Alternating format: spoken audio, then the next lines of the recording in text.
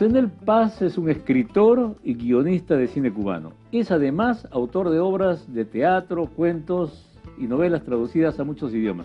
Quizá, a pesar de todo eso, el nombre no les diga mucho. Pero si le decimos que es el autor del guión de Fresa y Chocolate, todos sabemos de quién se trata.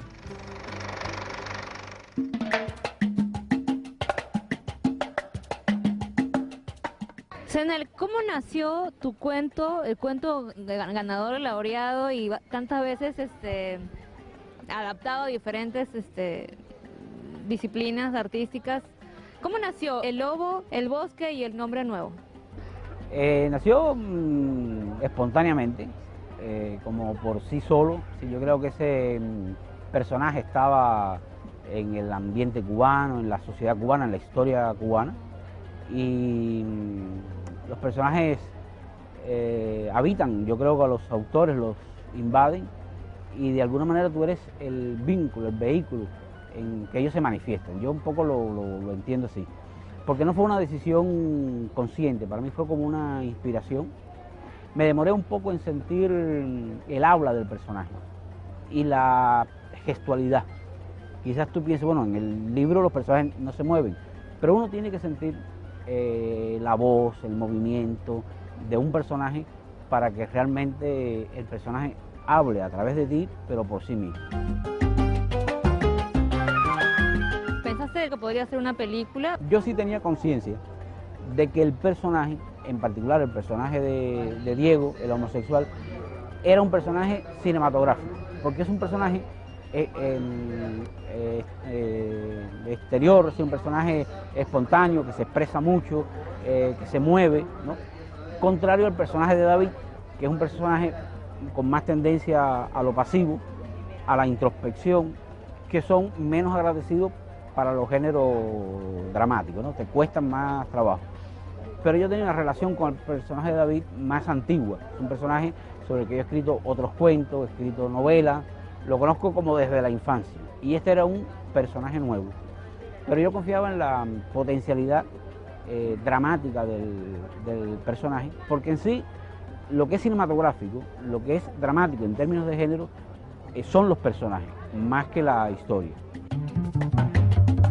Yo no quiero que vengan los americanos ni nadie a decirnos aquí lo que tenemos que hacer.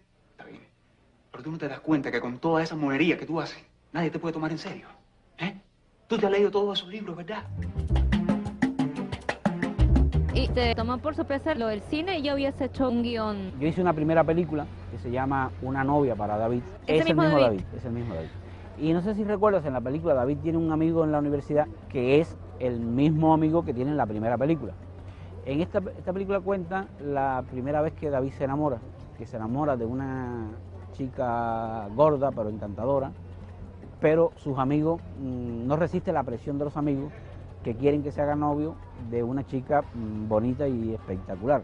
Y un poco el tema de la película es la decisión personal y la presión de grupo en relación con el individuo.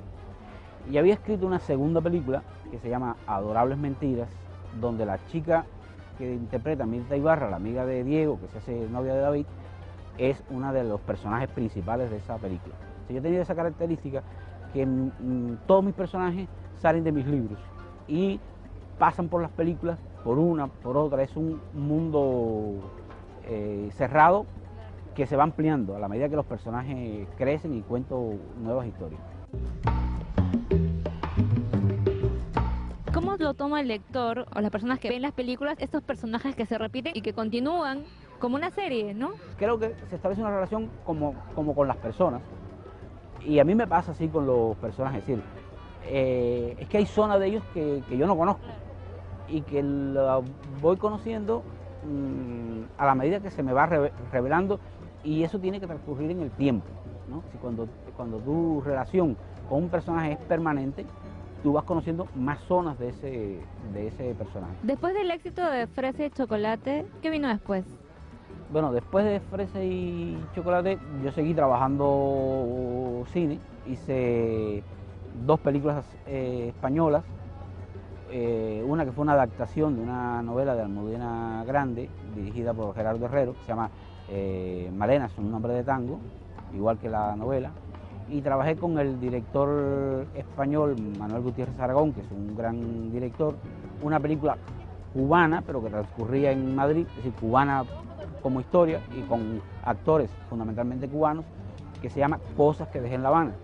Y luego con Manolo hice una película cubana en Cuba, es decir, él filmó entonces en Cuba una película que se llama Una rosa de Francia, como la canción. Y simultáneamente empecé a dedicarme a las clases, a la pedagogía y a la tutoría de guiones. Entré como profesor a la Escuela Internacional de Cine de San Antonio de los Baños, fundada por García Márquez y muy apoyada por él y muy amada por él. Y ahí fundé y llevé la cátedra de guiones y también me he ocupado mucho de la formación de nuevos cineastas en el área de guión, ¿no? Y he acompañado a muchos cineastas como tutor, como asesor, e incluso he colaborado en distintas películas cubanas y extranjeras.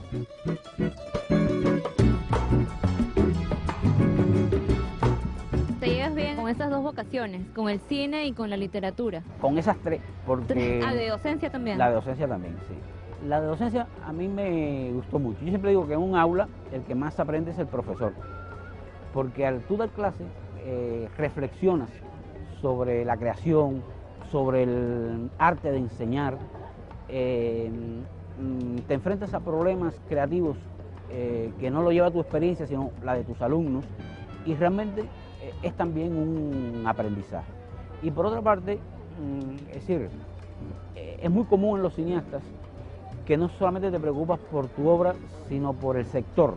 Es decir, el cine no puede avanzar solo una película, sino tiene que avanzar la cinematografía de un país y de una región, ¿no? Entonces por eso los cineastas somos como un gremio, ¿no? Y a uno le interesa que las cinematografías nacionales y la cinematografía latinoamericana avance, ¿no? Y una cosa importante es la formación. ¿Sí?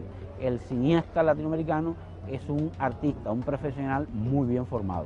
¿Sí? No solo que es un artista de talento, sino que es un artista con mucho conocimiento. ¿Qué tanto aportó la revolución, el sistema político, lo que pasaba en Cuba, en lo que escribías o en lo que se filmaba? Bueno, mucho, porque mi literatura es un diálogo con la realidad y con mi propia generación, ¿no? Es decir, yo tengo una literatura que es bastante testimonial de mi generación a través del tiempo. Cuando la revolución triunfa, yo era niño, vivía en un pueblo que lo tomó y lo liberó el Che Guevara, y a partir de ahí es decir, mi vida transcurre paralelo con la revolución, no solo como observador, sino como participante, ¿no? Es decir, ¿Fuiste parte de la revolución? Fui parte de la revolución y beneficiado por la revolución, porque yo procedo de una familia muy humilde, procedo de una familia donde todo el mundo era analfabeto, y bueno, y pude estudiar y demás.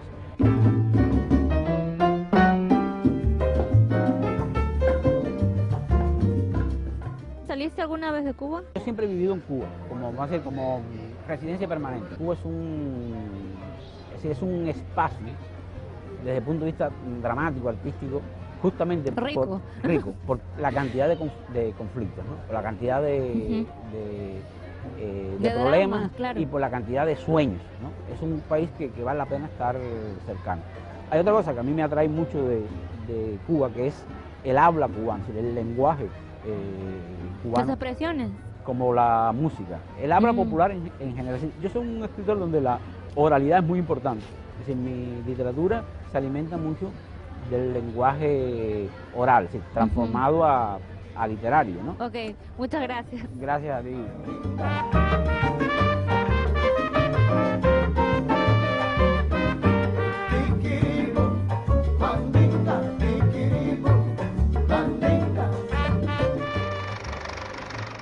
Hay títulos que identifican para siempre a un autor. Este es el caso de Zenel Paz. Es uno de esos casos que van a quedar para siempre. Vamos a la pausa y de regreso volveremos con la sala de exposiciones y algunos estrenos teatrales.